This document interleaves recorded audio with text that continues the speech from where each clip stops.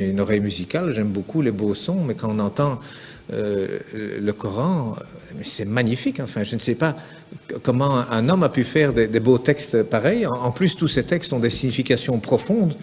Il n'y a pas une erreur. Il y a des gens, des médecins, des scientifiques qui ont fait des erreurs, des recherches sur ces livres saints. Ils trouvent des erreurs dans la Torah, ils trouvent des erreurs dans la Bible, et ils n'en trouvent pas dans le Coran. Rien. Il n'y a rien qui est mauvais, même il y a des images qui sont reprises, qui correspondent pratiquement à la meilleure définition qu'un médecin pourrait faire à un ignorant. Donc c'est des choses merveilleuses qu'il y a dans le Coran.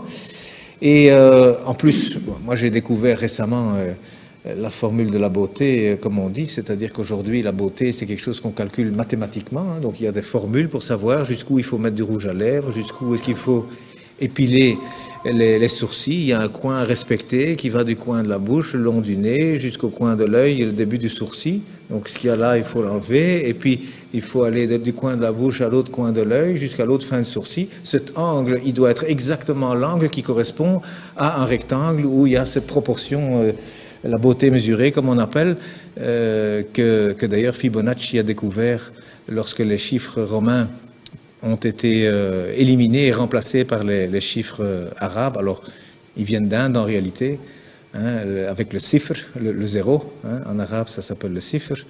Donc, c'est devenu les chiffres plutôt que les nombres. Et puis, Fibonacci l'a découvert avec ces chiffres. C'est formidable, on peut faire des calculs infiniment grands et puis avec la virgule infiniment petit. Et il a découvert comme ça que la pyramide de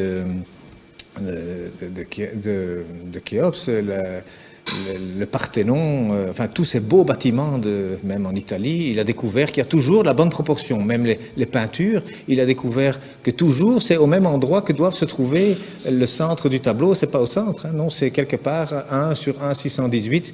Donc il y a des proportions. Eh bien aujourd'hui on retrouve, la Mecque se retrouve sur la terre aujourd'hui. Hein, lorsque vous avez 1 et 1 618, eh bien cette ligne, elle passe à travers la Mecque, à travers la Kaaba au mètre près.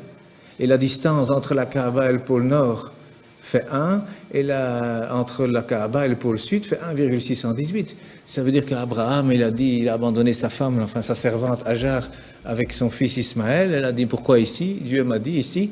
Donc il semble qu'aujourd'hui, c'est par rapport en tout cas, et c'est même lié au village de Greenwich, qui a servi à dessiner la carte de cette terre, hein, parce que le milieu c'est Greenwich.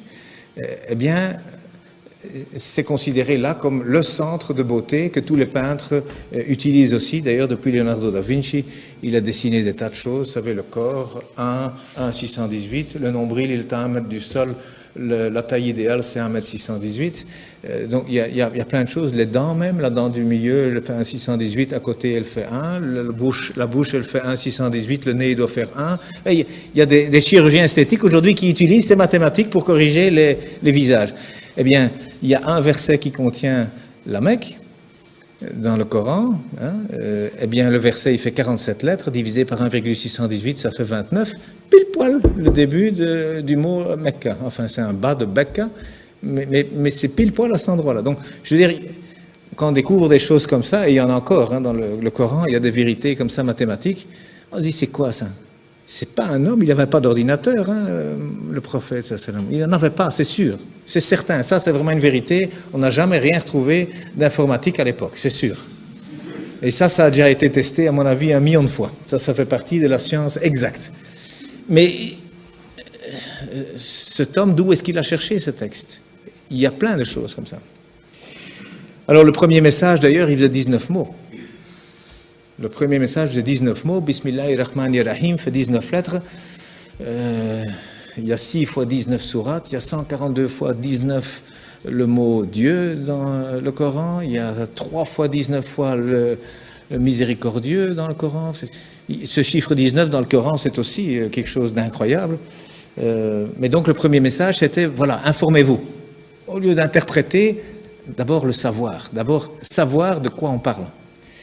Et le dernier message du prophète, dont on dit qu'il est mauvais pour les femmes, eh bien, il a dit, soignez vos femmes, et pour la prière, ne l'abandonnez pas.